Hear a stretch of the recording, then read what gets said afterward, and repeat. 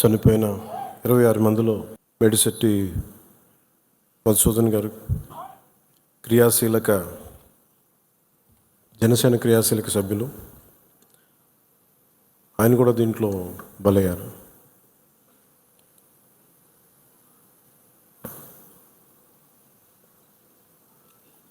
కశ్మీర్లో సరిహద్దుల్లో తూటాలు పేలితే, ఉగ్రవాదులు తూటాలు పేలితే దాని ప్రకంపనలు భారతదేశం అంతా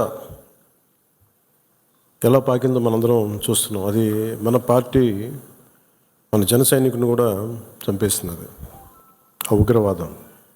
ముఖ్యంగా కశ్మీర్ అండ్ మెయిన్ మనం ఆయన కుటుంబాన్ని పరామర్శకెళ్ళినప్పుడు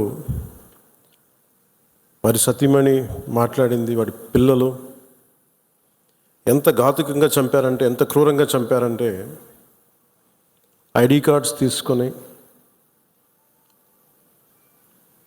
నువ్వు హిందువా కాదా ఐడి కార్డ్స్ అడిగి, లేదంటే ముఖ్యంగా మన మసూదన్ గారి సంఘటన అయితే ఆయన సతీమణి గారి మాటల్లో సరిగ్గా 3 రోజుల ముందు వెళ్ళారంట బెంగళూరు నుంచి 3 కుటుంబాలతోటి వెళ్తే, నేను అన్ని రోజులు మామూలుగా మోడర్న్ డ్రెస్సులు వేసుకున్నాను, కానీ ఎందుకు ఆ రోజు మధుసూదన్ అంటే ఆయన అడిగారంట, డ్రెస్ వేసుకుంటే మోడర్న్ డ్రెస్ వేసుకుని బొట్టు పెట్టుకోకూడదా అని. అంటే ఆ సంఘటనకి ముందు సరిగ్గా ఒక అరగంట ముందు బొట్టు పెట్టుకున్నారంట. ఆవిడ చెప్తుంది ఏంటంటే, ఇంక బొట్టు పెట్టుకున్న తర్వాత నేను కాదని కూడా అబద్ధం కూడా చెప్పలేం, ఇంకా తప్పించుకోవడాకన్నా అలా దొరికిపోయాం మేము. ముందు అరుపులు వినిపించినాయి, తుపాకీ శబ్దాలు వినిపించినాయి, కింద పడుకున్నాం, నా చేయి కూడా పట్టుకున్నాడు, పిల్లలు కొంచెం దూరంగా ఉన్నారు. ఇదంతా కుటుంబం దాదాపు అలాగే ఆ గ్రౌండ్లో దాదాపు ఆ ఏరియాలో 400 నుంచి 500 మంది ఉండిపోయారు టూరిస్టులు. మసూదన్ గారు ఆయన సతీమణి చేయనే పట్టుకొని, ఏమవుదు మనకేమవుతు, నువ్వు చూడకంటే ఆ బూట్లు చప్పుళ్ళు చాలా తాయితీగా వచ్చి, అంటే ఎందుకు మాట్లాడుతున్నానంటే ఎంత కోల్డ్ బ్లడెడ్తో చంపారంటే మనం ఊహించుకోలేం. అంటే షికారుకు వచ్చినట్టుగా వచ్చి వేటాడి వెళ్ళిపోయారు మనుషుల్ని.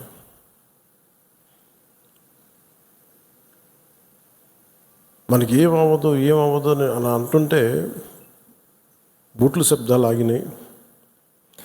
ఆవిడకి తెలిసిందల్లా తుపాకీ శబ్దాలు వినిపించినాయి. కళ్ళు తెరిచి చూస్తే మొత్తం ముఖం మీద మొత్తం రక్తం ఉండిపోయింది, భర్త తాలూకు రక్తం. ఇప్పుడు ఎంత క్రూరంగా చంపారంటే, నేను వైజాగ్ కూడా వెళ్ళాను చంద్రమౌళి గారి ఇంటికి. ఎక్కడ తల ఉండాల్సిన చోట తల లేదు.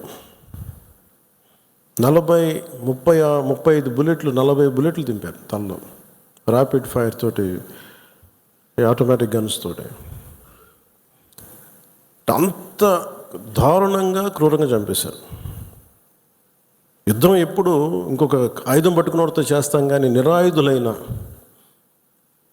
ఎంత నమ్మకం లేకపోతే కశ్మీర్కి వెళ్తారు. 22-23లో దాదాపు 2 కోట్ల మంది వెళ్ళొచ్చారు.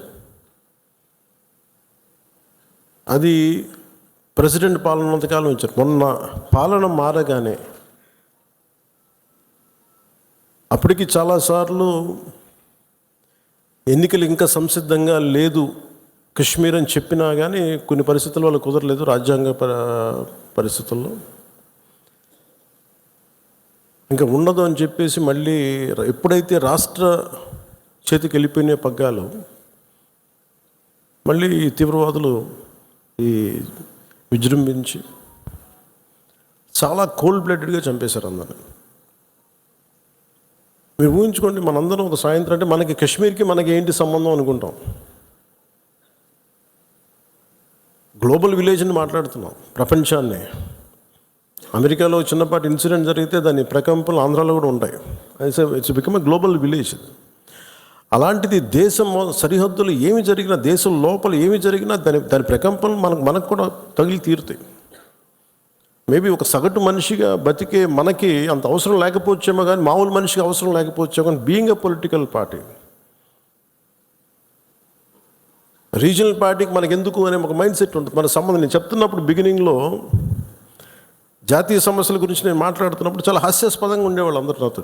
నీకు ఎందుకు ఇవన్నీ స్టేట్స్ విషయాలు చూసుకుంటే, state is a part of the country కదా, state is a part of the nation, how do we ignore? కానీ ఈ లిమిటెడ్, ఈ తక్కువ స్థాయి ఆలోచన విధానంతో మనం ఎప్పుడు బయట ఆలోచించాం, పరిధి దాటి ఆలోచించాం.